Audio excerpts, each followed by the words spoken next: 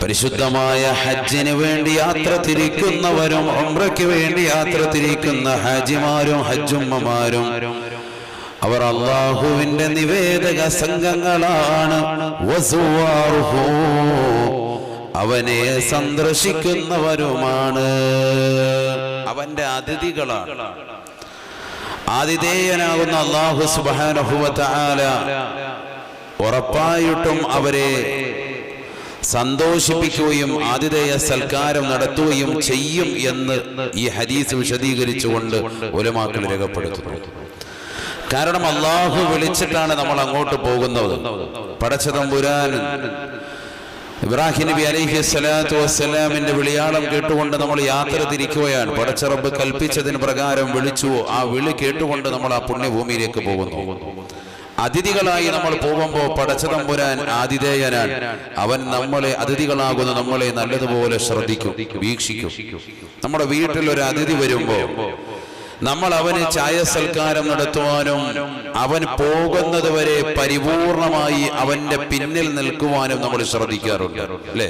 നമ്മുടെ വീട്ടിൽ ഒരു അതിഥി വരുമ്പോ അവരെപ്പം വരാന്ന് പറഞ്ഞ് അവിടെ മാറ്റിയിരുത്തിയിട്ട് നമ്മൾ മുങ്ങൂല, നമ്മൾ അവിടെ തന്നെ ഉണ്ടാകും. ആ അതിഥി വന്നു കഴിഞ്ഞാൽ അയാൾ വീട്ടിൽ നിന്ന് പോകുന്നത് വരെ, അദ്ദേഹം വാഹനത്തിൽ കയറുന്നത് വരെ അദ്ദേഹത്തിന്റെ പിന്നിൽ തന്നെ നിന്നുകൊണ്ട് സേവനം ചെയ്ത് ഖിദ്മത്ത് എടുത്തുകൊണ്ട് നമ്മൾ നിലകൊള്ളും. ഉറപ്പാണ് അദ്ദേഹത്തിന് വേണ്ടുന്ന എന്തൊക്കെ സഹായങ്ങൾ വേണോ അതൊക്കെ പരിപൂർണമായി നമ്മൾ ചെയ്തു കൊടുക്കും. ഇതേ നിലയ്ക്ക് അല്ലാഹു സുബ്ഹാനഹു വതആലയുടെ ആതിഥേയത്വം നബി സല്ലല്ലാഹു അലൈഹി വസല്ലമ തങ്ങൾ ഉറപ്പെടുത്തുകയാണ്. ഇൻസഅലഹു അതാഹു വഇനസ്തഗ്ഫറ ലഹു നൽകുന്നതാണ്. ഇൻസഅലഹു അതാഹു വഇനസ്തഗ്ഫറ ലഹു ഗഫറ ലഹു. അല്ലാഹുവിനോട് എന്ത് ചോദിച്ചാലും ഉത്തരം കിട്ടുമെന്ന് മാത്രമല്ല, റബ്ബിനോട് പാപമോചനത്തിന് അർത്ഥിച്ചാൽ അല്ലാഹു പരിപൂർണമായി പാപം പുറത്തു കൊടുക്കുന്നതാണ്.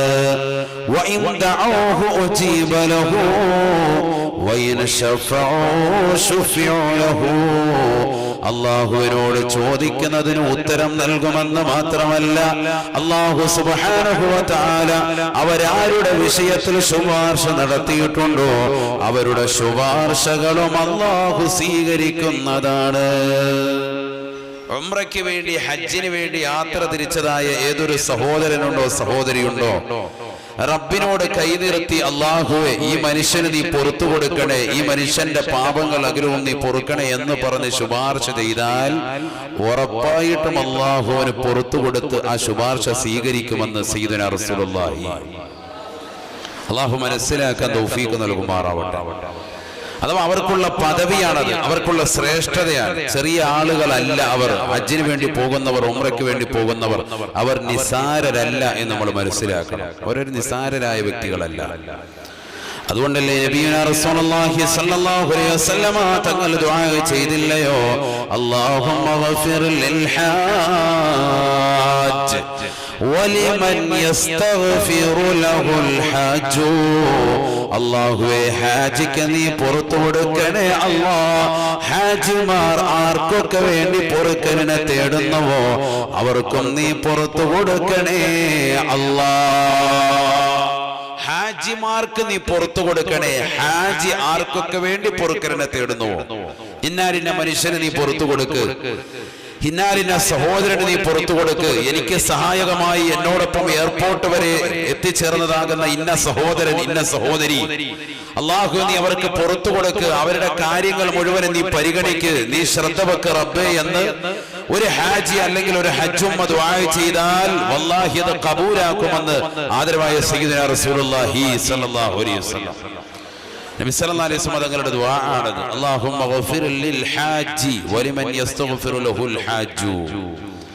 ഈ ദുആയിന് പാത്രീഭൂതരാകാൻ വേണ്ടിയാണ് വർഷം തോറും ഹജ്ജിന് വേണ്ടി പല ആളുകളും യാത്ര തിരിക്കുന്നത്. നമ്മൾ കരുതും എന്തിനാണ് ഈ മനുഷ്യൻ ഉംറ ചെയ്തതല്ലേ ഒരു വട്ടം, പിന്നെയും ഇവന് ഉംറ ആവർത്തിക്കുന്നതിന്റെ കാരണം എന്താണ്? ഈ വർഷം കഴിഞ്ഞ വർഷം ഹജ്ജ് ചെയ്തതല്ലേ, പിന്നെയും ഈ വർഷം ഹജ്ജിന് വേണ്ടി അവൻ പേര് കൊടുത്തതിന്റെ നാമനിർദ്ദേശം നൽകിയതിന്റെ കാരണം എന്താണ്? ഈ വർഷം അവൻ പ്രൈവറ്റായി പോകുന്നതിന്റെ ലക്ഷ്യം എന്താണ്? മറ്റൊന്നുമല്ല, നബി സല്ലല്ലാഹു അലൈഹി വസല്ലമ തങ്ങൾ ദുആ ചെയ്ത ഈ ദുആയിൽ പാത്രീഭൂതനാകാൻ വേണ്ടിയാണ്. നബി ദുആയിരുന്നു, അല്ലാഹുമ്മ ഗഫിർ ലിൽ ഹാജി, അല്ലാഹുവേ ഹാജിക്ക് നീ പുറത്തു കൊടുക്കണേ അല്ലാഹ്, നീ പുറത്തു കൊടുക്കണേ അല്ലാഹ്. അപ്പൊ ഹാജിക്ക് പുറത്തു കൊടുക്കണേ റബ്ബേ. വർഷം തോറും വീണ്ടും അടുത്ത ഹജ്ജ് ചെയ്യുന്നു, വീണ്ടും പാപമോചനത്തിന് അർഹനാകുന്നു. അല്ലാഹു തൗഫീഖ് നൽകട്ടെ. അടുത്തൊരു കൊല്ലം വീണ്ടും അവൻ, അടുത്ത വർഷം വീണ്ടും അവൻ നിയ്യത്ത് ചെയ്യുന്നു. ഉംറയ്ക്കും അത് തന്നെയാണ് നബി പഠിപ്പിച്ചത്, പാപം പൊറുപ്പിച്ചെടുക്കുക, പാപം പൊറുപ്പിച്ചെടുക്കുക. അതാണ് അതിന്റെ മർമ്മപ്രദമായ ലക്ഷ്യം. അതിലെ ഹദീസ്, അൽ ഉംറതു ഇലൽ ഉംറതി കഫാറത്തുൻ ലിമാ ബൈനഹുമാ, പരിശുദ്ധമായ ഒരു ഉംറ അടുത്ത ഉംറ വരെയുള്ള സമയങ്ങളിൽ അവൻ ചെയ്യുന്ന പാപങ്ങൾ മുഴുവനും പൊറുക്കുമേ എന്ന് ഹബീബുനാ ശഫീഉനാ റസൂലുള്ളാഹി സല്ലല്ലാഹു അലൈഹി വസല്ലം. പാപം പൊറുപ്പിച്ചെടുക്കുക. നമ്മളൊക്കെ പാപം അധികരിച്ചവരാ അല്ലെ? എവിടെ ശ്രദ്ധിക്കും? ധാരാളം തെറ്റുകുറ്റങ്ങൾ അധികരിച്ച ആളുകളാണ് ഇന്നത്തെ സമൂഹം. നിങ്ങൾ പത്രത്തിലൂടെ ദർശിക്കുന്നില്ലേ? ഇത്ര വലിയ ദുരന്തം കേരളത്തിലുണ്ടായിട്ടും ആ ദുരന്തത്തിനിടയിലും നാദാപുരത്തുള്ളതാകുന്ന ഒരു സഹോദരന്റെ മകന്റെ വിവാഹം വലിയ ചർച്ച ചെയ്യപ്പെട്ടു സോഷ്യൽ മീഡിയയിൽ. എന്തുകൊണ്ട്? ഒരാനപ്പുറത്ത് ആ ആനയ്ക്ക് ചന്ദനക്കുറി ഇട്ടുകൊടുത്തിട്ട് അതിന്റെ മുകളിൽ കയറിയിരുന്നു കൊണ്ട് വലിയൊരു യാത്ര നടത്തുകയാണ്. കല്യാണച്ചക്കനാണ്. ഇന്ന് രാവിലെ ഇന്റർനെറ്റിൽ സോഷ്യൽ മീഡിയയിൽ വൈറലായ മറ്റൊരു ചിത്രം, മറ്റൊരു വീഡിയോ, മറ്റൊന്നുമല്ല, ഒരു സഹോദരനെ സച്ചിനെ പോലെ, രോഹിത് ശർമ്മയെ പോലെ, വിരാട് കോഹ്ലിയെ പോലെയൊക്കെ അണിയിച്ചൊരുക്കി, അഥവാ ക്രിക്കറ്റ് പ്ലെയറിന്റെ രൂപത്തിലും കോലത്തിലും ഒക്കെ അണിയിച്ചൊരുക്കിയിട്ട് വിവാഹ പന്തലിലേക്ക് കൊണ്ടുപോകുന്ന രംഗം. എന്താണ് അവസ്ഥ? നല്ല മാന്യമായ വസ്ത്രം ധരിക്കാം, അതിന് അവന്റെ കയ്യും കാലിലും ഒക്കെ ഷോക്സും ഒക്കെ ധരിപ്പിച്ച് ഹെൽമറ്റും ഇട്ട് ബാറ്റും പിടിപ്പിച്ച് വിടുകയാണ്. കണ്ടു കഴിഞ്ഞവർക്ക് ഈ ബാറ്റ് കൊണ്ട് ഭാര്യയെ തല്ലാൻ പോവാണ് എന്ന ലക്ഷ്യത്തിന് ബാറ്റുമായിട്ട് ഇവൻ മണിയറയിലേക്ക് പോകാൻ ഇവനെ ആനയിച്ചു കൊണ്ടുപോവാണ്. ചെറുപ്പക്കാർ കുറെ പേര് പാട്ടും ഗാനമേളയുമായി. അവന്റെ തൊട്ടു പിന്നിൽ ഒരു ഓട്ടോയുണ്ട്. ആ ഓട്ടോ മുഴുവനും അലങ്കരിച്ചിരിക്കുകയാണ്, ചെടികൾ കൊണ്ട് നിറച്ചിരിക്കുകയാണ്. അപ്പൊ അതിനടിയിൽ ഇങ്ങനെ എഴുതിയിട്ടുണ്ട്, തൊട്ടുപുറകിൽ ഒരു ഓട്ടോ ഉണ്ട്, ആ ഓട്ടോ ഇങ്ങനെ ചെടി കൊണ്ട് അലങ്കരിച്ചിരിക്കുകയാണ്. ഞാൻ കുറെ നേരം വീഡിയോ ഇങ്ങനെ 2-3 പ്രാവശ്യം കണ്ടപ്പോഴാണ് മനസ്സിലായത്. കാരണം അത്രത്തോളം ഓട്ടോ കാണുന്നില്ല, പരിപൂർണമായി ചെടിയിൽ അലങ്കരിച്ചിരിക്കുക. അത്രമാത്രം ആഭാസങ്ങൾ സമൂഹത്തിൽ നടക്കുക. പൈസ കൂടിപ്പോയപ്പോ, പണം കൂടിപ്പോയപ്പോ മനുഷ്യൻ തെറ്റുകൾ വ്യാപൃതനാവുകയാണ്. എന്തുകൊണ്ടാണ് വർഷം വർഷം അടിക്കടി ഇത്തരത്തിലുള്ള ദുരന്തങ്ങൾ നമുക്ക് അല്ലാഹു സുബ്ഹാനഹു വ തആല ഏകുന്നത്? സദ്ദാം ഹുസൈനിന്റെ ആ വഫാത്തോടുകൂടി അവിടെ മുതൽ അദ്ദേഹത്തെ തൂക്കിലേറ്റിയത് മുതലുള്ളതാകുന്ന ബലിപെരുന്നാളിന്റെ സുദിനം മുതൽ ഇങ്ങോട്ട് എടുത്തു നോക്ക്. എല്ലാ ബലിപെരുന്നാൾ സുദിനത്തിലും ഓരോ വിപത്തുകളാണ്. കഴിഞ്ഞ വർഷവും പ്രളയം, ഈ വർഷവും ജലപ്രളയം. കഴിഞ്ഞ വർഷം തീരദേശങ്ങൾക്ക് അല്ലാഹു സുബ്ഹാനഹു വ തആല ആ പ്രളയം ഒരു വലിയ ബുദ്ധിമുട്ടായി അല്ലാഹു നൽകിയപ്പോ ഈ വർഷം കുന്നിൻ മുകളിൽ അധിവസിച്ചിരുന്നവർ മനോഹരമായ ഗേഹങ്ങൾ പണിത് സുരക്ഷിതമായ സ്ഥലത്തേക്ക് ചെന്നപ്പോ അവിടെ അല്ലാഹു ഉരുൾപൊട്ടലിന്റെ ഭീതിയിൽ അവരെ അകപ്പെടുത്തി പരീക്ഷിച്ചു അല്ലാഹു സുബ്ഹാനഹു വ തആല. അഥവാ നീ എവിടെയായിരുന്നാലും തെറ്റിൽ നിന്ന് പരിപൂർണമായി ഒഴിഞ്ഞു നിൽക്കണം. ഈ പ്രളയത്തിൽ അകപ്പെട്ടവർ മുഴുവനും തെറ്റുകാരാണെന്നല്ല ഞാൻ പറയുന്നത്, അങ്ങനെ ഒരിക്കലും വാദിക്കൊന്നുമില്ല. മറിച്ച് തെറ്റ് ചെയ്യുന്ന വ്യക്തികൾ ഉണ്ടാകുമ്പോ അവരുടെ തെറ്റുകൾ ചൂണ്ടിക്കാണിച്ചുകൊണ്ട് നന്മയിലേക്ക് വഴി നടത്താതിരിക്കുകയാണ് എങ്കിൽ എല്ലാവർക്കും വിപത്തുകൾ വരാം എന്നാണ് ആദരവായ സയ്യിദുനാ റസൂലുള്ളാഹി സ്വല്ലല്ലാഹി അലൈഹി വസല്ലം പഠിപ്പിക്കുന്നത്. ഒരാൾ തെറ്റ് ചെയ്യുമ്പോ, അല്ലെങ്കിൽ ഒരു സമൂഹം തെറ്റ് ചെയ്യുമ്പോൾ ആ സമൂഹത്തിന്റെ തെറ്റുകുറ്റങ്ങൾ പരിശുദ്ധമായ ഖുർആൻ മുഖേനയും ഹദീസ് മുഖേനയും അവർക്ക് പറഞ്ഞു മനസ്സിലാക്കി കൊടുക്കാതിരുന്നാൽ, തന്റെ പ്രിയപ്പെട്ട മകൻ തെറ്റിലേക്ക് പോകുമ്പോ, അവന്റെ വിചാരത്തിലേക്ക് പോകുമ്പോ, ഇന്നും ഒരു സഹോദരൻ എന്നോട് ജുമഅയ്ക്ക് മുമ്പ് കരഞ്ഞുകൊണ്ട് പറഞ്ഞു, ഉസ്താദേ, എന്റെ മകളുടെ ഭർത്താവ് വ്യഭിചരിക്കാൻ 4 ലക്ഷം രൂപ ഒരു മാസം, അഥവാ 28 ദിവസം തികയുമ്പോ 4 ലക്ഷം രൂപ അവന് ജോലിക്ക് സമ്പാദിക്കുന്നവനാണ്. 4 ലക്ഷം രൂപ കിട്ടും 28 ദിവസം കൊണ്ട്. കപ്പലിലാണ് അവന് ജോലി, 4 ലക്ഷം രൂപ കിട്ടും. ഒരൊറ്റ മാസം കൊണ്ട് 28 ദിവസം കൊണ്ട് കിട്ടുന്നതായ ശമ്പളമാണ്. പക്ഷെ ആ 28 ദിവസം കൊണ്ട് അവന് ശമ്പളം കിട്ടി. അവൻ തിരുവനന്തപുരത്ത് വന്ന് എയർപോർട്ടിൽ വന്ന് ഇറങ്ങി. അവൻ പോകുന്നത് ഏതെങ്കിലും ഒരു സ്ഥലത്ത് വേശ്യാലയത്തിലേക്ക് പോവാണ്. ഈ പൈസയായിട്ട് അടിച്ചു പൊളിക്കുക. 3.5 വയസ്സുള്ള മകളുണ്ട്, 1.5 വയസ്സുള്ള മകനുമുണ്ട്. എന്റെ മകളുടെ ഭർത്താവാണ്. ആ മക്കളെ ഒന്ന് ഒരു നോക്ക് കാണാൻ ഇവൻ തയ്യാറാകുന്നില്ല. 2 ദിവസം അങ്ങനെ തലസ്ഥാന നഗരിയിൽ അടിച്ചു പൊളിച്ച് കള്ളു കുടിച്ച് മതോന്മത്തനായി ഏതെങ്കിലും അശ്ലീല സ്ത്രീകളോടൊപ്പം ശരീരം പങ്കിട്ടിട്ട് വീണ്ടും അടുത്ത കപ്പലിൽ യാത്ര തിരിക്കുകയാണ് അവന്റെ ജോലിക്ക്. 1 മാസം വീണ്ടും തികച്ച് 4 ലക്ഷം രൂപ ഒപ്പിച്ചുകൊണ്ടുവരുന്നു. വീണ്ടും ഏതെങ്കിലും ഇത്തരത്തിലുള്ള ഗോൾഡ് ഡിഗർക്ക് കൊടുത്ത് അശ്ലീലമായപ്പെട്ട സ്ത്രീകൾ കൊടുത്ത് വേശ്യ സ്ത്രീകൾക്ക് നൽകിയിട്ട് വീണ്ടും സായുജ്യം അണിഞ്ഞുകൊണ്ട് ആ 2 ദിവസത്തെ ലീവ് അടിച്ചു പൊളിച്ചിട്ട് വീണ്ടും പോവാൻ. ഇങ്ങനെ അവൻ വരാൻ തുടങ്ങിയിട്ട് മാസങ്ങളായി. എന്റെ വീട്ടിലേക്ക് അവൻ വരുന്നില്ല. കഴിഞ്ഞ പെരുന്നാളിന് വീട്ടിലേക്ക് വന്നിട്ടില്ല. 3.5 വയസ്സുള്ള മകനെയും 1.5 വയസ്സുള്ള കുട്ടിയും കാണണമെന്നുള്ള താല്പര്യം അവന്റെ മനസ്സിന്റെ അകത്തളങ്ങളിലില്ല. ഇതൊക്കെ നമ്മുടെ കരുനാഗപ്പള്ളി ദേശത്തുള്ള സഹോദരങ്ങൾ വിഷമത്തോടുകൂടി വളരെയേറെ പ്രയാസത്തോടുകൂടി ഓർമ്മപ്പെടുത്തുമ്പോ പള്ളിയിലൊക്കെ വന്നിട്ട് ഉസ്താദുമാരോട് പറയുന്നത് ഇതാണ്: വിഷമങ്ങളും ദുഃഖങ്ങളും പങ്കുവെക്കാൻ. നിങ്ങൾ ഈ പള്ളിയിൽ ഉസ്താദുമാരുടെ റൂമിൽ തിരക്ക് കാണുമ്പോൾ നിങ്ങൾ മനസ്സിലാക്കുക എന്തപ്പോ ഒരു ആൾക്കൂട്ടം. ഇതൊന്നുമല്ല, ഇവര് വന്നിട്ട് അവരുടെ വിഷമങ്ങൾ പറയാൻ, ദുഃഖങ്ങൾ പറയാൻ, മക്കളെ കുറിച്ച് പരാതിപ്പെടാൻ. മക്കള് കള്ളുകുടിച്ച് നടക്കുന്നു. മറ്റൊരാൾ വന്നിട്ട് പറഞ്ഞു, ഉസ്താദ് MBA-കാരനാണ് എന്റെ പ്രിയപ്പെട്ടതായ മകൻ. അവനിപ്പോ അന്യമതത്തിൽപ്പെട്ടതായ ഒരു പെണ്ണിനെ വിവാഹം ചെയ്യണമെന്ന് വലിയ താല്പര്യമാണ്. വിവാഹം ചെയ്യാൻ അവൻ തുനിഞ്ഞിരിക്കാൻ. അന്യമതത്തിൽപ്പെട്ട ഹൈന്ദവ സഹോദരിയെ വിവാഹം ചെയ്യണമെന്നുള്ള വലിയ താല്പര്യത്തിലാണ്. രണ്ടുപേരും വലിയ പ്രണയത്തിലാണ്. ഞങ്ങൾ അറിഞ്ഞിട്ടില്ല. അവരുടെ കലാലയങ്ങളിൽ ഒരുമിച്ചുള്ളവരായിരുന്നു എന്ന് പറയപ്പെടുന്നു. ഇതുവരെ ഞാൻ അവളെ കണ്ടിട്ടുമില്ല. എന്ത് ചെയ്യണം? എന്താണ് അവസ്ഥ? ഒന്ന് ചിന്തിച്ചു നോക്കൂ. സമൂഹത്തിൽ ഇന്നലെയും മിനിയാന്നുമൊക്കെ പത്രങ്ങളിലും ദൃശ്യ ശ്രാവ്യ മാധ്യമങ്ങളിലും ഫേസ്ബുക്കും വാട്സാപ്പും ഉപയോഗിക്കുന്ന സഹോദരന്മാർക്കറിയാം, നിറഞ്ഞു നിൽക്കുന്നത് ഒരു മുസ്ലിം സഹോദരിയോടൊപ്പം ഒരു ഹൈന്ദവ ദേവാലയത്തിൽ അവരുടെ ദേവാലയത്തിന്റെ മുന്നിൽ കുരിശ് വരച്ചുകൊണ്ട് നിൽക്കുന്ന ഒരു പാവപ്പെട്ട മുസ്ലിം സഹോദരി അന്യമതത്തിലെ ചെറുപ്പക്കാരോടൊപ്പം ഒളിച്ചോടിപ്പോവാണ്. സ്വന്തം വാപ്പയും ഉമ്മയും മറന്ന് അവർ 18 വർഷം വരെ അവൾക്ക് കൊടുത്തതായ സ്നേഹം മറന്ന്. ഇതാണ് ലോകം മാറിക്കൊണ്ടിരിക്കുന്നത്. ഇതിനൊരു തിരിച്ചറിവുണ്ടാകണ്ടേ? ഇത്രയും വലിയൊരു ജലപ്രളയങ്ങളും ഇത്രയും വലിയൊരു സംഭവ വികാസങ്ങളും അല്ലാഹു സുബ്ഹാനഹു വ തആല ഈ പരീക്ഷണമൊക്കെ നൽകിയിട്ട് പരിപൂർണമായി നെവർ മൈൻഡ് ചെയ്തുകൊണ്ട് ഇതൊന്നും ഒരു പ്രശ്നമല്ല, ഇതൊന്നും എന്നെ ബാധിച്ചിട്ടില്ലല്ലോ. ഏതൊക്കെയോ ചില നാടുകളിൽ ബാധിക്കുന്നു, തൊട്ടപ്പുറത്തുള്ളതാകുന്ന ജില്ലകൾ ബാധിക്കുമ്പോഴും തൊട്ടടുത്തുള്ള കുടുംബാദികൾ മരണപ്പെട്ടു പോകുമ്പോഴും അന്യന്റെ അതാകുന്ന വ്യക്തികളാണ് എന്നുള്ള തിരിച്ചറിവാണ് സമൂഹം ഉണ്ടായിത്തീർന്നിരിക്കുന്നത്. ഇത് എന്നിലേക്ക് കടന്നു വരും. ഞാനും ഈ ലോകത്ത് മരിക്കേണ്ടവരാണ്. സ്വന്തം വാപ്പയെ കൊണ്ടുവന്ന കബറിലേക്ക് വെക്കുമ്പോഴും സെൽഫി എടുക്കുന്ന യുഗത്തിലേക്ക് മക്കൾ മാറിയിരിക്കുകയാണ്. വാപ്പാടെ കബറിലേക്ക് ഞാൻ തന്നെയാ മയ്യത്ത് വെക്കുന്നത് എന്നറിയിക്കാൻ ഒരു കയ്യിൽ ഫോണും പിടിച്ച് മറുകയിൽ ജനാസ ഇറക്കി വെക്കുന്ന ഒരു യുഗം. എന്നിട്ട് അത് ഗൾഫിലേക്ക് അയച്ചു കൊടുക്കുക, ഇല്ലെങ്കിൽ ഫേസ്ബുക്കിൽ അപ്ലോഡ് ചെയ്യുക. എന്റെ വാപ്പ ഈ ലോകത്ത് നിന്ന് എന്നേക്കുമായി വിട പറഞ്ഞു പോയി. മരിച്ചു കിടക്കുന്ന പിതാവിന്റെ ജനാസയുടെ ഫോട്ടോ എടുത്തിട്ട് ഫേസ്ബുക്കിൽ ഷെയർ ചെയ്യുന്ന മക്കളുള്ള കാലഘട്ടം. നമ്മളിൽ നിന്നുള്ള ഈമാനികമാകുന്ന പ്രഭ പരിപൂർണമായി നഷ്ടപ്പെട്ടു പോയി. ആ പ്രഭ നമുക്ക് തിരിച്ചു പിടിക്കണമെങ്കിൽ പരിപൂർണമായി ആത്മീയത കൈമുതലാക്കണം. ഉറപ്പാണ്. ആത്മീയ കൈമുതലാകണമെങ്കിൽ ആത്മീയതയുള്ള സ്ഥലങ്ങളിലേക്ക് നമ്മൾ ഒരു യാത്ര നടത്തണം.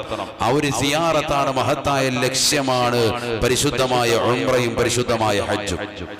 വലിയൊരു മഹത്തായ യാത്രയാണ്, ചെറിയ യാത്രയല്ല, ത്യാഗമാണ്. നേരത്തെ ഇവിടെ സൂചിപ്പിച്ചു, കരുനാഗപ്പള്ളി ജമാഅത്തിന്റെ പ്രസിഡന്റ് അടക്കമുള്ളവർ അവരുടെ ഉംറകളെ പറ്റി ത്യാഗമായിരുന്നു. വലിയ ബുദ്ധിമുട്ടുകളാണ്, ഒരുപാട് പ്രയാസങ്ങളെ സഹിച്ചുകൊണ്ട് വേണം ഉംറയ്ക്ക് വേണ്ടിയും ഹജ്ജിന് വേണ്ടി പോയായിരുന്നാലും. എത്ര സുഖമുണ്ടായിരുന്നാലും അതിന്റെ അനുഭവങ്ങൾ സാക്ഷ്യപ്പെടുത്തുന്നത് ഹജ്ജിന് പോകുമ്പോൾ കൂടുതൽ ത്യാഗമാണ്. അനുഭവങ്ങളെ സാക്ഷ്യപ്പെടുത്തുന്ന ഒരു ചെറിയ ബുദ്ധിമുട്ടുകൾ അല്ലാഹു സുബ്ഹാനഹു വ തആല നൽകും. തീർച്ചയാണ്, തീർത്തും മനസ്സിന് റാഹത്തുള്ള നിലക്കാണ് എങ്കിൽ നിന്നെ അല്ലാഹു സുബ്ഹാനഹു വ തആല പരീക്ഷിച്ചിട്ടില്ല ആ യാത്രയിൽ എന്ന് നിനക്ക് മനസ്സിലാക്കാൻ പറ്റും. ചെറിയ ചെറിയ ബുദ്ധിമുട്ടുകൾ ഉണ്ടാവും. ചിലപ്പോൾ ഇവിടുന്ന് യാത്ര പോകാൻ അല്പം ലേറ്റ് ആയിട്ടുണ്ടാവും. പറയുന്ന സമയത്തിനുള്ളിൽ വാഹനം റെഡി ആയിട്ടുണ്ടാവൂല. നിന്നെ പരീക്ഷിക്കും. ഒരു ഉംറയ്ക്ക് വേണ്ടി പോകുന്നവനെ, ഹജ്ജിന് വേണ്ടി പോകുന്നവന് ഏറ്റവും വലിയ ക്വാളിറ്റി ഉണ്ടാവേണ്ടത് എന്താണെന്ന് എന്നോട് ചോദിച്ചാൽ അവന് ക്ഷമയാണ് മർമ്മപ്രധാനം എന്നാണ് ഞാൻ ആദ്യം പറയുക. എന്തുകൊണ്ട്? അവിടെ ചെന്നുകൊണ്ട് ഇവിടെ വെച്ചുകൊണ്ടുള്ള ക്ലാസ്സുകളിൽ എപ്പോഴും അടിക്കടി ഓർമ്മപ്പെടുത്തും, ഉംറയ്ക്ക് വേണ്ടി പോകുമ്പോഴും ഹജ്ജിന് വേണ്ടി പോകുമ്പോഴും ക്ഷമ പരിപൂർണമായി വേണേ. പക്ഷെ നമുക്ക് അക്ഷമയാണ്. അവിടെ എത്തുമ്പോൾ ഭക്ഷണം അല്പം വൈകി, ഇല്ലെങ്കിൽ നമ്മൾ ഉദ്ദേശിക്കുന്ന നിലയിലുള്ളതല്ല എന്ന രീതിയിൽ വരുമ്പോൾ മനോഹരമായ ഫുഡാണെങ്കിൽ പോലും എന്തെങ്കിലും ഒരു കുറ്റം കണ്ടെത്താൻ വേണ്ടി യാത്ര തിരിക്കുന്ന ധാരാളം ആളുകൾ ഹജ്ജിനും ഉംറയ്ക്കും വേണ്ടി യാത്ര തിരിക്കുന്നവരുണ്ട്. ഒരിക്കലും അങ്ങനെ ഉണ്ടാവാൻ പാടില്ല.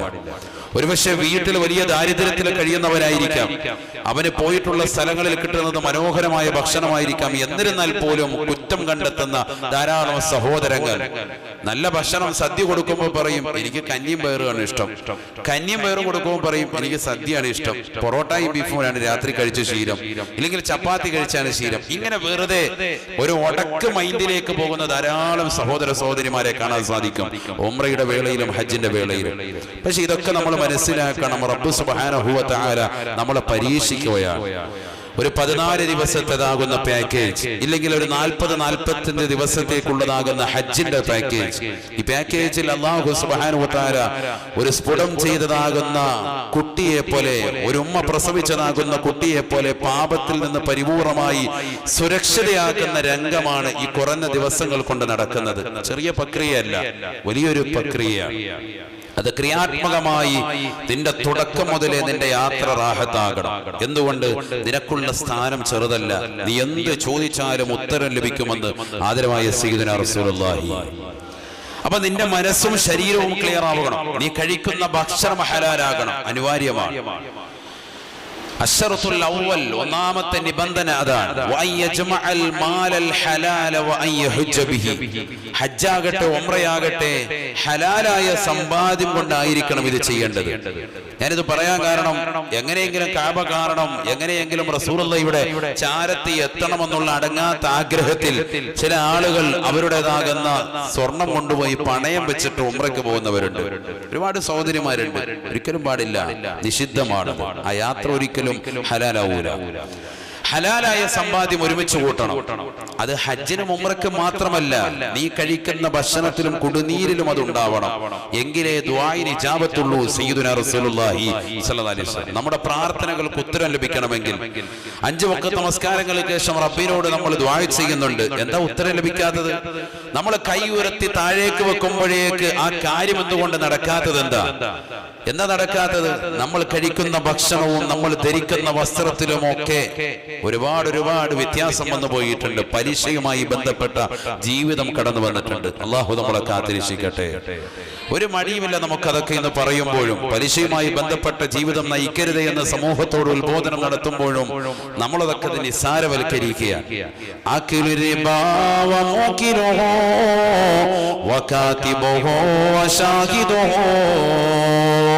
كلهم في النار كلهم في النار. പലിശ തിന്നുന്നവൻ, ആ പലിശയുമായി ബന്ധപ്പെട്ട ജീവിതം നയിക്കുന്നവൻ, അത് തീറ്റിപ്പിക്കുന്ന വ്യക്തി, അതിന് സാക്ഷി നിൽക്കുന്നവൻ, അതിന്റെ എഴുത്തുകാരായിട്ടുള്ള ആളുകൾ, അതുമായി ബന്ധപ്പെട്ട ഏതൊക്കെ മേഖലയിൽ വർത്തിക്കുന്നവരുണ്ടോ അവരെല്ലാവരും നരകത്തിലാണ്. കുല്ലുഹും ഫിന്നാർ, അവർ സർവരും നരകത്തിലാണ് എന്ന് നബിയുനാ റസൂലുള്ളാഹി സ്വല്ലല്ലാഹു അലൈഹി വസല്ലം. അല്ലാഹു കാത്തിരക്ഷിക്കട്ടെ. ഒരുപാട് ആളുകൾ പറയാറുള്ള ഒരു ചോദ്യമാണ്, ഒരുപാട് ഉമ്മമാര് ചോദിക്കാറുള്ള ചോദ്യം. ഉസ്താദ്, ഞാൻ ഒരുപാട് ദിക്ർ ചൊല്ലാറുണ്ട്. മുഹറം മാസം 1 മുതൽക്ക് 10 വരെയുള്ള ദിവസങ്ങൾ പകൽ നോമ്പനുഷ്ഠിച്ചവന് ഫിർദൗസ് എന്ന സ്വർഗ്ഗം അല്ലാഹു നൽകുമെന്ന് ആദരവായ റസൂലുള്ളാഹി സ്വല്ലല്ലാഹു അലൈഹി വസല്ലം. ഞാൻ നോമ്പനുഷ്ഠിക്കുന്നവനാണ്. ഞാൻ ആശുറായിന്റെയും താസ്വായിന്റെയും നോമ്പനുഷ്ഠിക്കുന്ന വ്യക്തിയാണ്. ഞാൻ പാതിരാത്രി സമയത്ത് ഇശയുടെ നിശീതതയിൽ കൂരിരട്ടിനെ വകഞ്ഞു മാറ്റി തഹജ്ജുദ് നമസ്കരിക്കുന്ന വ്യക്തികളാണ്. ഞാൻ വിശുദ്ധമായ ഖുർആൻ ധാരാളം പ്രാവശ്യം ഖത്മ ചെയ്തിട്ടുണ്ട്. ഞാൻ ഒരുപാട് തഹ്ലീൽ ചൊല്ലാറുണ്ട്, ഒരാളെ സ്വലാത്ത് ചൊല്ലാറുണ്ട്. തിങ്കളും വ്യാഴവും ഞാൻ അധികവും സുന്നത്ത് നോമ്പ് അനുഷ്ഠിക്കാറുണ്ട്. ഇങ്ങനെയൊക്കെ ഉള്ള 5 വഖത്ത് നമസ്കാരം ചിട്ടവെക്കുകയും ചെയ്യുന്ന, വീട്ടിൽ വരുന്ന പാവങ്ങളെ കൃത്യമായ രീതിയിൽ അളവുകോൽ വെച്ചുകൊണ്ട് മാന്യമായ രീതിയിൽ സൽക്കാരം നടത്തുകയും അവർക്ക് സഹായം നടത്തുകയും ചെയ്യുന്ന എന്റെ ദുആഇന് എന്തുകൊണ്ട് ഉത്തരം കിട്ടുന്നില്ല? ഒരുപാട് ഉമ്മമാര് ചോദിക്കുന്ന ചോദ്യമാണ്. ഒരുപാട് ദിക്റൊക്കെ എടുക്കുന്നുണ്ട്. ഉസ്താദേ, കാര്യമില്ലല്ലോ. എന്താ കാര്യം? കാര്യം മറ്റൊന്നുമല്ല, നമ്മൾ കഴിക്കുന്ന ഭക്ഷണവും നമ്മൾ കുടിക്കുന്ന കുടിനീരും ഹലാലാണോ എന്നൊരു വേള നമ്മളൊന്ന് ചിന്തിക്കണം. അള്ളാഹു നമുക്ക് കാത്തിരക്ഷിക്കുമാറാവട്ടെ. അത് ശ്രദ്ധിക്കേണ്ട ഒരു വിഷയമാണത്, ചെറിയ കാര്യമല്ല. എന്തുകൊണ്ട്? നബിയന റസൂലുള്ളാഹി സ്വല്ലല്ലാഹു അലൈഹി വസല്ലമ തങ്ങൾ പറയുകയാണ്, ഒരു കാലഘട്ടം ഇനി കടന്നു വരാനുണ്ട് സഹാബാ, സയഅതി സമാനുൻ അലാ ഉമ്മത്തി യദ്ഖുലൂന ജഹന്നമ ബിഅബവൈ. അവർ നരകത്തിൽ പ്രവേശിക്കുന്നത് അവരുടെ മാതാപിതാക്കൾ കാരണമാണ്. മാതാപിതാക്കൾ കാരണമായി മക്കളെ നരകത്തിലേക്ക് എറിയപ്പെടുന്ന ഒരു കാലഘട്ടം കടന്നു വരുമേ. അങ്ങനെ ഒരു കാലഘട്ടം കടന്നു വരാതെ ലാ തഖൂമു സ്സാഅ, ഈ ലോകം അവസാനിക്കുകയില്ല എന്ന് ഹബീബായ റസൂലുള്ളാഹി. സഹാബത്ത് ചോദിക്കുകയാണ്, കൈഫ യാ റസൂലല്ലാഹ്, എങ്ങനെയാണ് നബിയേ, എങ്ങനെയാണ് റസൂലേ, മാതാപിതാക്കൾ കാരണമായി മക്കളെ നരകത്തിലേക്ക് എറിയപ്പെടുമോ റസൂലേ? അതെങ്ങനെയാണ് സാധ്യമാകുക റസൂലേ? സാധാരണ മക്കള് കാരണമായിട്ടാണ് മാതാപിതാക്കൾ നരകത്തിൽ എറിയപ്പെടുക. മക്കള് കാരണമായി അവർ കള്ളു കുടിക്കുന്നതിലൂടെ, അവർ വ്യഭിചരിക്കുന്നതിലൂടെ, അവർ സിനിമാ ലോകത്തേക്ക് വിഹരിക്കുന്നതിലൂടെ, അവർ സോഷ്യൽ മീഡിയ മോശമായ രീതിയിൽ കൊണ്ടാടുന്നതിലൂടെ, അങ്ങനെ മോശമായി വർത്തിക്കുന്നതിലൂടെയാണ് മാതാപിതാക്കൾ നരകത്തിലേക്ക് എറിയപ്പെടുക. അങ്ങനെയാണ് വരേണ്ടത്. പക്ഷെ തങ്ങൾ പറഞ്ഞത് മക്കള് കാരണമായി, മാതാപിതാക്കൾ കാരണമായി മക്കള് നരകത്തിൽ എറിയപ്പെടുമത്രേ. ഹബീബായ നബി സല്ലല്ലാഹു അലൈഹി വസല്ലമ തങ്ങൾ പറയുകയാണ്, യുകല്ലിഫാനിഹി അലൽ ഹറാം, യുകല്ലിഫാനിഹി അലൽ ഹറാം ഫയക്സിബു മാലൽ ഹറാം. മാതാപിതാക്കൾ മക്കളോട് നിർബന്ധം ചെലുത്തുകയാണ്, ഹറാമ് സമ്പാദിക്കാൻ നിർബന്ധം ചെലുത്തുകയാണ്. നമസ്കരിക്കുന്ന ഉമ്മയാണ്, നമസ്കാരമുള്ള ഉപ്പയാണ്, ചിറ്റുമൂല ജമാഅത്തിൽ, വട്ടുപറമ്പ് ജമാഅത്തിൽ, പുത്തൻതെരുവിൽ, കരുനാഗപ്പള്ളിയിലൊക്കെ കൃത്യമായി ജമാഅത്തുകൾക്ക് പങ്കെടുക്കുന്ന സഹോദരനാണ്. 5 വക്ത നമസ്കാരങ്ങൾ പള്ളിയുടെ മിനാരങ്ങളിൽ നിന്ന് ബാങ്ക് മുഴങ്ങുമ്പോ ആദ്യ വക്തത്തിൽ തന്നെ നമസ്കരിക്കുന്ന ഉമ്മയാണ്. പക്ഷേ ഒരു ശീലമുണ്ട്, മക്കളെ പ്രവാസ ലോകത്ത് എന്ന് വിളിക്കുമ്പോ മക്കളോട് പറയുകയാണ്, പൊന്നുമോനെ, അയൽവാസിയാകുന്ന അഷ്റഫിലേക്ക് നോക്കുന്നില്ലേ? അവൻ ചുരുങ്ങിയ ദിവസം കൊണ്ട് നാട്ടിൽ മനോഹരമായ വീടുണ്ടാക്കിയവനാണ്. നീ 10 കൊല്ലമായി ഗൾഫിൽ പോയി കിടക്കുന്നു, ഇതുവരെ ഒരു 5 സെന്റ് ഭൂമി നീ വാങ്ങിയില്ലല്ലോ. അവൻ 10 സെന്റ് ഭൂമി വാങ്ങി മനോഹരമായി വീട് വെച്ചു. വാപ്പയും അമ്മയും ഹജ്ജിന് വേണ്ടി കൊണ്ടുപോയി, കുടുംബത്ത് വന്ന രംഗമിത ഉംറയ്ക്ക് വേണ്ടി കൊണ്ടുപോയിരിക്കുന്നു. എന്തേ നിനക്ക് കഴിയാതെ പോകുന്നത്? നീ 10 വർഷമായിട്ടില്ലേ പോയിട്ടുള്ളൂ? ഈ 10 കൊല്ലമായിട്ട് എന്തേ നീ സമ്പാദിച്ചത്? ഒരു നയാ പൈസയുടെ ഗുണം നിന്നെ കൊണ്ടുണ്ടായില്ലല്ലോ എന്ന് പറയുമ്പോ, നല്ല ജോലിയിൽ വർത്തിക്കുന്ന സഹോദരൻ, മാന്യമായ ഹലാലായ ജോലിയിൽ 10 വർഷമായി പ്രവാസ ലോകത്ത് കഷ്ടപ്പെട്ട സഹോദരൻ, 20,000 25,000 രൂപ കൊണ്ട് കൃത്യമായി കുടുംബം മാന്യമായ രീതിയിൽ പോറ്റിയിരുന്ന സഹോദരനോട് മാതാപിതാക്കൾ കണിശതയുടെ വാക്കുകൾ പറയുമ്പോ അവനാ ജോലി മാറി ചിന്തിക്കുകയാണ്, ഹറാമായ മേഖലകൾ തേടിപ്പെടുകയാണ്, സൈഡ് ബിസിനസ്സുമായി ബന്ധപ്പെട്ട മേഖലയിലേക്ക് അവൻ പോവുകയാണ്. അതൊരു പക്ഷേ സ്വർണ്ണക്കടത്തുകളായിരിക്കാം. അബുദാബിയിൽ നിന്ന് എറണാകുളത്തേക്ക്, എറണാകുളത്തിൽ നിന്ന് ചെന്നൈയിലേക്ക്, മറ്റു രാജ്യങ്ങളിലേക്ക് സ്വർണ്ണക്കടത്തിന്റെ ബിസിനസ് ആയിരിക്കാം. സൈഡ് ബിസിനസ്സുമായി അവൻ ബന്ധപ്പെടുകയാണ്. എന്തിനു വേണ്ടി? ഹറാമ് സമ്പാദിക്കുകയാണ്. തന്റെ മാതാപിതാക്കളുടെ സംതൃപ്തി, അവർക്കാഗ്രഹം നാട്ടിൽ 10 സെന്റ് ഭൂമിയാണ്, അവർക്കാഗ്രഹം ചുറ്റുമൂല ടൗണിൽ മനോഹരമായ ഒരു ബിൽഡിംഗ് ആണ്, അവർക്കാഗ്രഹം കരുനാഗപ്പള്ളിയിൽ ഒരു സൂപ്പർ മാർക്കറ്റാണ്, അവർക്കാഗ്രഹം തന്റെ പ്രിയപ്പെട്ട പൊന്നമകന്റെ കൂടെ പരിശുദ്ധമായ ഉംറയൊന്ന് ചെയ്യലാണ്. ഹറാമ് സമ്പാദിക്കട്ടെ, ഹലാല് സമ്പാദിക്കട്ടെ, ഏത് വിധത്തിലെങ്കിലും പുണ്യമാക്കപ്പെട്ട സ്ഥലമൊന്ന് എനിക്കൊന്ന് കാണണമെന്നുള്ള നിത്യത്വം മാത്രമാണ്. ഫയക്സിബാനിഹി ഫയുകല്ലിഫാനിഹി അലൽ ഹറാം. മാതാപിതാക്കൾ ഹറാമ് സമ്പാദിക്കുന്നതിന്റെ മേൽ മക്കളെ നിർബന്ധിക്കുമത്രേ. ഫയക്സിബു മാലൽ ഹറാം. മക്കളെ മാതാപിതാക്കളുടെ നിർബന്ധം കാരണമായി അവർ ഹറാമ് സമ്പാദിക്കുമത്രേ. അത് കാരണമായി അവർ നരകത്തിലേക്ക് എറിയപ്പെടുമേ എന്ന് ഹബീബായ റസൂലുള്ളാഹി സല്ലല്ലാഹു അലൈഹി വസല്ലം. മാതാപിതാക്കൾ കാരണമായി മക്കൾ നരകത്തിൽ എറിയപ്പെടുക. ഇന്ന് സമൂഹത്തിൽ നടക്കുന്ന 90% അത് തന്നെയാണ്. മിനിഞ്ഞാന്നൊരു വീഡിയോ കണ്ടു.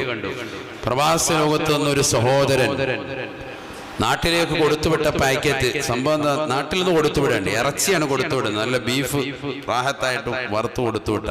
അതിങ്ങനെ പൊട്ടിച്ചു നോക്കുമ്പോൾ അതിനകത്ത് കഞ്ചാവ്. പൊന്നു കാക്ക കൊണ്ടുപോയേക്കല്ലേ, ഉംറയ്ക്ക് വേണ്ടി പോകേണ്ടിരിക്കും, നിനക്ക് തരും ഒരു 1/2 കിലോ ഇറച്ചി അങ്ങോട്ട് എത്തിച്ചേക്കും മകന്.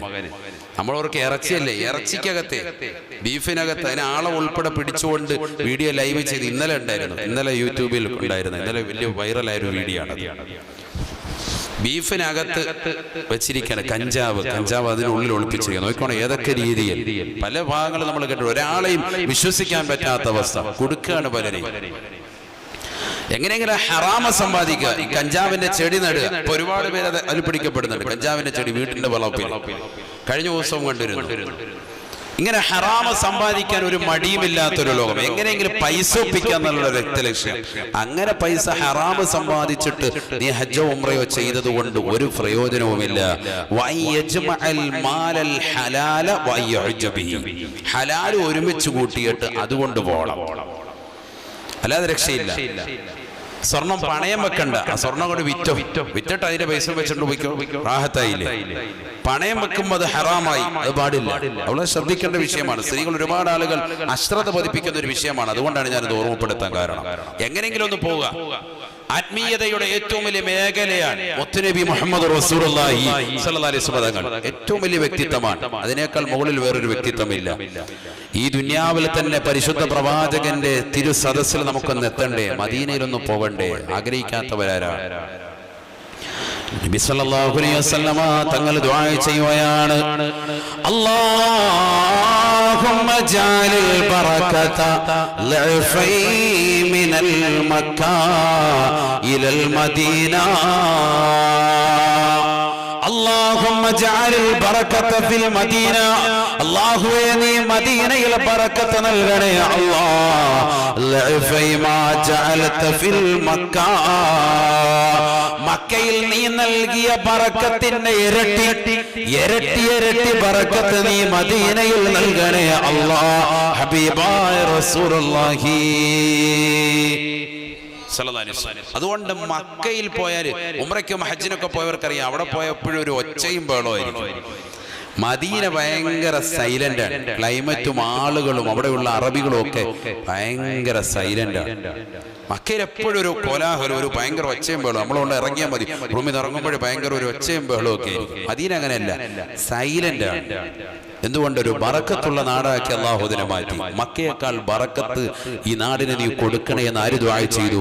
ആദരവായ സയ്യിദുനാ റസൂലുള്ളാഹി നബി സല്ലല്ലാഹു അലൈഹി വസല്ലമ തങ്ങൾ വീണ്ടും പറയുകയാണ്, ലാ യകീദു അഹ്ലുൽ മദീന ഇല്ലാ അൻമാ കമാ യൻമാഉൽ മിൽഹു ഫിൽ മാ.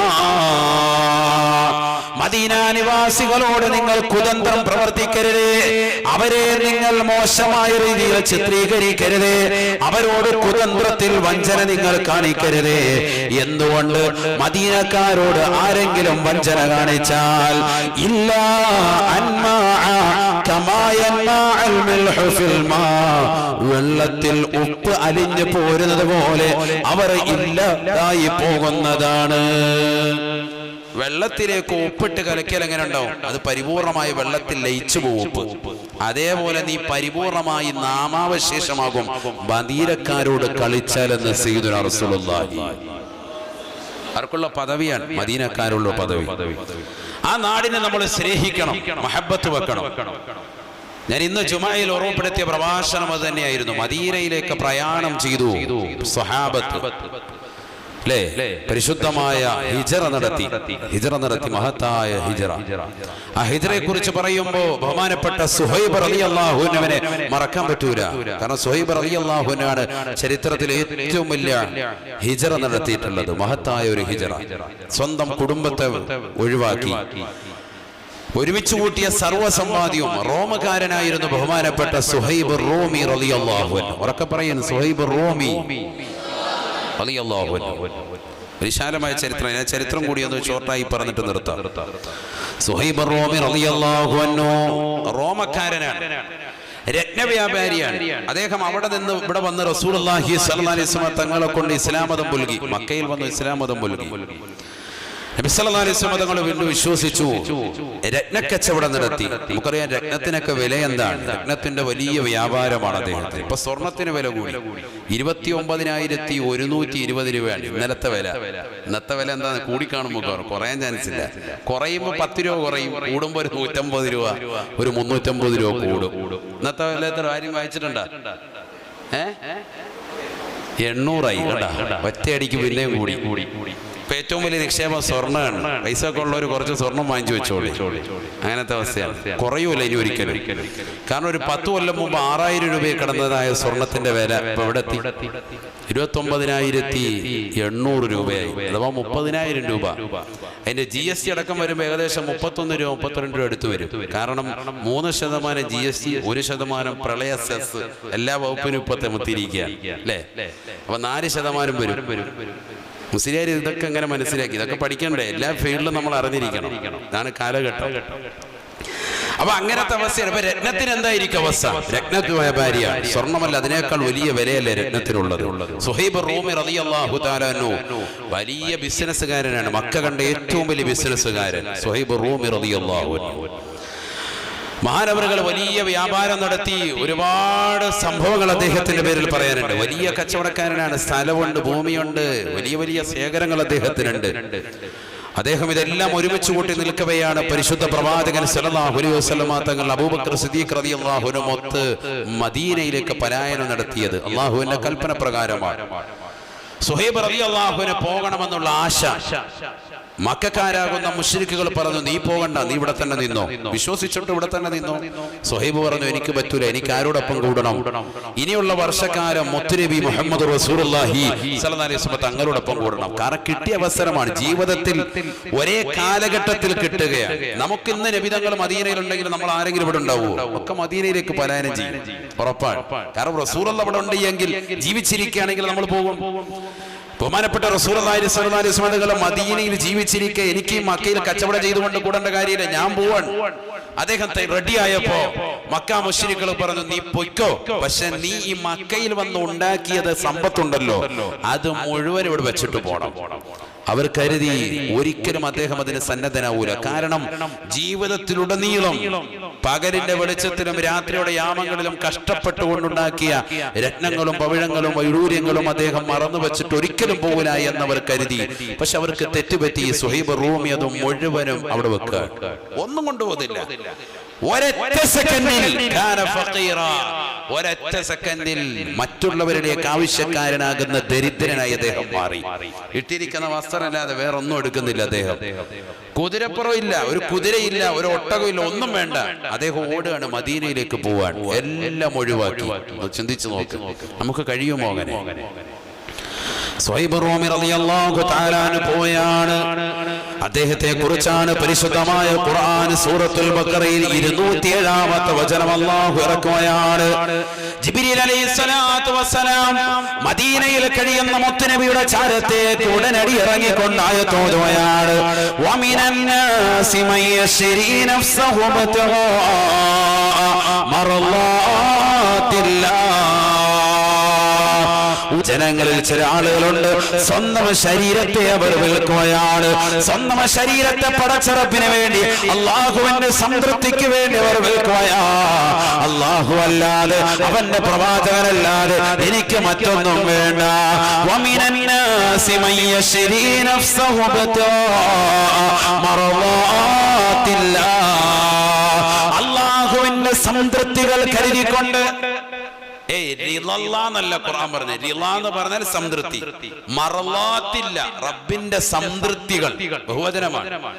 ഒരു സംതൃപ്തിയല്ല, റബ്ബിന്റെ ഒരു സംതൃപ്തിയല്ല ആഗ്രഹിക്കുന്നത്. പിന്നെന്താ? സംതൃപ്തികൾ ആഗ്രഹിച്ചിട്ട് തന്റെ കുടുംബത്തെയും തന്റെ സൗഭാഗ്യങ്ങളും മുഴുവനും, ഒരു പുരുഷായുസ് മുഴുവനും ആസ്വദിക്കാൻ മാത്രം, തലമുറകൾ ആസ്വദിക്കാൻ മാത്രം ഉണ്ടാക്കി വെച്ചതാകുന്ന സമ്പാദ്യം മുഴുവനും, ഒരു പുരുഷായുസ് മുഴുവനും സമ്പാദിച്ച സർവ്വതും, രത്നങ്ങൾ കൊണ്ട് സമ്പാദിച്ച സർവ്വതും ഒഴിവാക്കിയിട്ട് ഓടുകയാണ്, മദീനയിലേക്ക് പോയി ഒന്നുമില്ലാതെ. അപ്പൊ തന്നെ ആയത്തിങ്ങോട്ട് ഇറങ്ങുക, ജിബ്രീൽ അലൈഹിസ്സലാത്തു വസ്സലാം ഇറക്കി കൊടുക്കുക. നബി സല്ലല്ലാഹു അലൈഹി വസല്ലം തങ്ങളും സഹാബത്തും മദീന പള്ളിയുടെ അകത്തളത്തിൽ കാത്തു നിൽക്കുകയാണ്.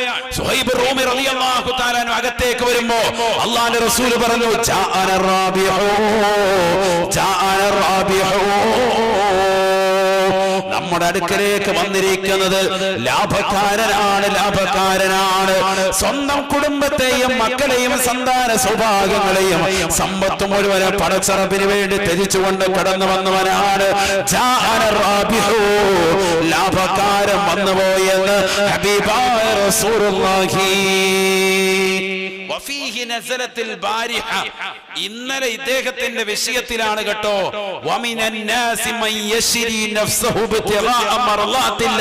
പടച്ചറബിന്റെ സംതൃപ്തിക്ക് വേണ്ടി സ്വന്തം ശരീരത്തെ വിൽക്കുന്ന ആളുകൾ നിങ്ങളുടെ കൂട്ടത്തിലുണ്ടെന്ന് പറഞ്ഞ വിശുദ്ധ ഖുർആൻ ഇറങ്ങിയത് ഈ സുഹൈബ് റൂമിയുടെ വിഷയത്തിലാണ് കേട്ടോ എന്ന് സയ്യിദുനാ റസൂലുള്ളാഹി.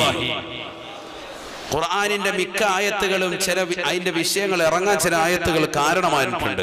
പക്ഷെ നബി സല്ലല്ലാഹു അലൈഹി വസല്ലമ തങ്ങൾ തന്നെ ഇദ്ദേഹത്തിന്റെ വിഷയത്തിലാണ് ഈ ആയത്ത് ഇറങ്ങിയത് എന്ന് പറഞ്ഞത് വലിയ സംഭവമാണ്. അങ്ങനെ പറഞ്ഞത് വളരെ കുറവാണ്. അധികവും പറഞ്ഞിട്ടുള്ളത് മുഫസ്സിരീങ്ങളാണ്, ഖുർആൻ വ്യാഖ്യാതാക്കളാണ്. അവർ പറയും ഈ ആയത്ത് ഇന്നയാളുടെ വിഷയത്തിലാണ് ഇറങ്ങിയത്, ഈ ആയത്ത് അബൂലഹബിന്റെ വിഷയത്തിലാണ് ഇറങ്ങിയത്, ഈ ആയത്ത് അബൂലഹബിന്റെ ഭാര്യയുടെ വിഷയത്തിലാണ് ഇറങ്ങിയിട്ടുള്ളത്. ഇങ്ങനെ പറയാറാണ് സാധാരണയുള്ളത്. പക്ഷേ നബി തങ്ങൾ പറയാൻ ഇന്നലെ ആയത്തിറങ്ങിയത് ഫിഹി ഇദ്ദേഹത്തിന്റെ വിഷയത്തിലാണ് സയ്യിദുനാ റസൂലുള്ളാഹി. അതായത് സ്വന്തം ശരീരത്തെ അല്ലാഹുവിന്റെ സംതൃപ്തിക്ക് വേണ്ടി വിൽക്കാൻ തയ്യാറായ മനുഷ്യനാണ്. ഈ ഒരു നിയത്തായിരിക്കണം ഹജ്ജിന് വേണ്ടി പോകുമ്പോഴും ഉംറയ്ക്ക് വേണ്ടി പോകുമ്പോഴും. നമുക്കതില്ല, പഴയ കാലഘട്ടത്തിൽ അത് ഉണ്ടായിരുന്നു. അതുകൊണ്ടാണ് പണ്ട് പോകുമ്പോ എല്ലാം പൊരുത്തപ്പിടിച്ചിട്ട് പോവുക. ഞാൻ ഇന്ന് ജുമായ്ക്ക് പറഞ്ഞില്ലേ, തങ്ങൾ മക്കയിൽ നിന്ന് മദീനയിലേക്ക് പോകുമ്പോ നബിതങ്ങളെ ഏൽപ്പിച്ച അവിശ്വാസികൾ ഏൽപ്പിച്ച സമ്പത്ത് മുഴുവനും അതൊരു അമാനത്താണ്, സൂക്ഷിപ്പ് സ്വത്താണ്, വിശ്വസിച്ച് ഏൽപ്പിച്ചതാണ്, അവിശ്വാസികൾ ഏൽപ്പിച്ചതാണ്. അൽ അമീനാൻ. നബി സല്ലല്ലാഹു അലൈഹി വസല്ലം തങ്ങൾ നബിതങ്ങൾ പ്രവാചകനാണെന്ന് വിശ്വസിച്ചിട്ടില്ല. പക്ഷെ നബി സല്ലല്ലാഹു അലൈഹി വസല്ലം തങ്ങൾ അൽ അമീനാണ്, സത്യസന്ധനാണ്. കൊടുത്തു കഴിഞ്ഞാൽ അത് വേറെ എവിടെ ചെലവഴിക്കില്ല, അവിടെ കാണുമെന്ന് അറിയാവുന്നതുകൊണ്ട് അവിശ്വാസികൾ സമ്പത്ത് ഏൽപ്പിക്കുന്നത് ആരെയാണ്? ബാങ്കായിട്ട് ആരെയാ കാണുന്നത്? സയ്യിദുനാ റസൂലുള്ളാഹി സ്വല്ലല്ലാഹു അലൈഹി വസല്ലം തങ്ങളെയാണ് നബിയുടെ കയ്യിൽ ഏൽപ്പിച്ചത്. നബി പോകാൻ നേരത്ത് ആരെ ഏൽപ്പിച്ചു? മരുമകനാകുന്ന അലിയാരെ തങ്ങളെ ഏൽപ്പിച്ചു. ഇന്ന ആള് തന്ന സമ്പത്ത് ഇത്രയാണ്, ഇന്ന ആള് തന്ന ഇത്രയാണ്, അമാനത്താണ്, അത് അതേപോലെ ഏൽപ്പിച്ചിട്ട് പോവാൻ ആദരവായ സയ്യിദുനാ റസൂലുള്ളാഹി. ഈ ഒരു അമാനത്ത് ഇന്ന് ഉംറയ്ക്ക് പോകുന്നവർ, ഹജ്ജിന് പോകുന്നവർ നടത്തുന്നില്ല എന്നുള്ളതൊരു വസ്തുതയാണ്. സൂക്ഷ്മതയില്ല. കടം വാങ്ങി കിൻഡൽ കണക്കിന് വെച്ചിരിക്കുക. 10-15 ലക്ഷം കടമുണ്ട്. അവരോടൊരു യാത്ര പോലും പറയുന്നില്ല. ഞാൻ ഹജ്ജിന് വേണ്ടി പോവാണ്, നിങ്ങൾക്ക് എങ്ങനെയാ? അത് കടമുള്ളവൻ അത് വീട്ടിയിട്ട് വേണം പോകാൻ. എന്നിരുന്നാൽ തന്നെയും അനുവാദം നൽകിയാണ് എങ്കിൽ അതുപോലും ചോദിക്കുന്നില്ല. അവരൊന്നും അറിയാതെ കിഴയെ കൊണ്ടങ്ങ് ഉംറയ്ക്ക് പോവാ, ഹജ്ജിന് വേണ്ടി ഇതൊന്നും പാടില്ല. വളരെ ശ്രദ്ധിക്കേണ്ടതാണ്. അമാനത്ത് നിർവഹിക്കുന്നില്ല. സ്വന്തം കുടുംബത്തിന്റെ അമാനത്ത്, കുടുംബത്തെ ഒരു മാസക്കാലം അല്ലെങ്കിൽ പോയി വരുന്ന ദിവസക്കാലം അത്രയും അവരുടെ ഭക്ഷണ കാര്യങ്ങൾ ശ്രദ്ധിക്കാൻ വേണ്ടിയുള്ള സാമ്പത്തിക ശേഷി. ഇതെങ്ങനെയെങ്കിലും നോക്കിക്കോ, ഞാൻ പോയിട്ട് വരാം, ടാറ്റ ബൈ ബൈ അല്ല. അവരുടെ കുടുംബത്തിന്റെ കാര്യം ശ്രദ്ധിക്കുക. മക്കളുടെ വിദ്യാഭ്യാസം, അതുമായി ബന്ധപ്പെട്ടതാകുന്ന ചെലവുകൾ, അതൊക്കെ പരിപൂർണമായി വഹിച്ച് ഇങ്ങനെ അമാനത്തുകൾ നിർവഹിച്ച് അയൽവാസികളുമായിട്ട് പിണങ്ങി നിൽക്കുന്നവൻ എന്ത് ഉംറ? കുടുംബക്കാരുമായി പിണങ്ങി നിൽക്കുന്നവൻ, സഹോദരങ്ങളുമായിട്ട് തെറ്റിപിണങ്ങി നിൽക്കുന്നവൻ, അടിയിലും വഴക്കിലും തേജോവധം ചെയ്തുകൊണ്ട് മോശമായ രീതിയിൽ വർത്തമാനം നടത്തിക്കൊണ്ടിരിക്കുന്നവൻ, അവന്റെ ഉംറയും ഹജ്ജും കൊണ്ട് എന്ത് ഫായിദ? പരസ്പരം സ്നേഹത്തിൽ കൊണ്ടുവരാൻ സാധിക്കണം. അയൽവക്കക്കാരുമായി, നാട്ടുകാരുമായി, കുടുംബക്കാരുമായി, എന്തിനേറെ പറയുന്നു അന്യമതത്തിൽപ്പെട്ട സഹോദരനോട് പോലും മാന്യമായ രീതിയിൽ വർദ്ധിക്കുന്നവനാകണം യഥാർത്ഥ മുസ്ലിം. അങ്ങനെ പോയെങ്കിൽ മാത്രമേ നമ്മുടെ ഹജ്ജും ഉംറയും സ്വീകാര്യമാകുകയുള്ളൂ. പോയി വന്നവർ പിന്നീട് ശിഷ്ടകാല ജീവിതം അതേ നിലയ്ക്ക് തന്നെ, ഞാനൊരു ഹാജിയാണ്, എന്റെ തലയിൽ തൊപ്പി വേണം, ഞാനൊരു ഹാജിയാണ്, എന്നൊരു കൽപ്പം മുത്തുനബിയുടെ സുന്നത്താകുന്ന താടി വേണം, ഞാനൊരു ഹാജിയാണ്, ഞാനൊരു ഹജ്ജുമ്മയാണ്, ഞാനൊരു ഉംറ നിർവഹിച്ച സഹോദരനാണ്, സഹോദരിയാണ്, ഇനിയൊരൊറ്റ വഖത്ത് നമസ്കാരം ഞാൻ മുടക്കാൻ പാടില്ല, ഇനി കൃത്യമായി ജമാഅത്തുകൾ പങ്കെടുക്കുന്നവനാകണം, ഇനി കൃത്യമായി ബാങ്ക് വിളിച്ചാൽ അതത് ജമാഅത്തുകൾ ശ്രദ്ധിക്കുന്നവനാകണം, കൃത്യമായി വീടിന്റെ അകത്തളങ്ങളിൽ നമസ്കരിക്കുന്ന ഒരു സഹോദരിയാകണം. അതിന്റെ മുൻപും ശേഷവുമുള്ള റവാത്തിബ് സുന്നത്തുകൾ സുന്നത്തുകൾ അനുഷ്ഠിക്കുന്നവളാകണം. തിങ്കളാഴ്ചയും വ്യാഴാഴ്ചയും കഴിയുമെങ്കിൽ സുന്നത്ത് നോമ്പ് അനുഷ്ഠിക്കുന്നവളാകണം. റമദാനിൽ നിർബന്ധമായും നോമ്പനുഷ്ഠിക്കാനുള്ളതാകുന്ന ഒരു നിയ്യത്ത് വെക്കണം. എന്റെ കുടുംബത്തെയും എന്റെ ഭർത്താവിനെയും മാന്യമായ രീതിയിൽ പരിപാലിച്ച് എന്റെ സഹോദര സമുദായത്തെ വരെ സ്നേഹത്തോടുകൂടി വർത്തിച്ച് പരസ്പര സ്നേഹബന്ധത്തിൽ നിലകൊള്ളണമെന്ന് കരുതുന്നവർക്ക് ഈ ഹജ്ജും ഉംറയും സ്വീകാര്യമാകുകയുള്ളൂ. അല്ലാഹു തൗഫീഖ് നൽകി അനുഗ്രഹിക്കുമാറാവട്ടെ.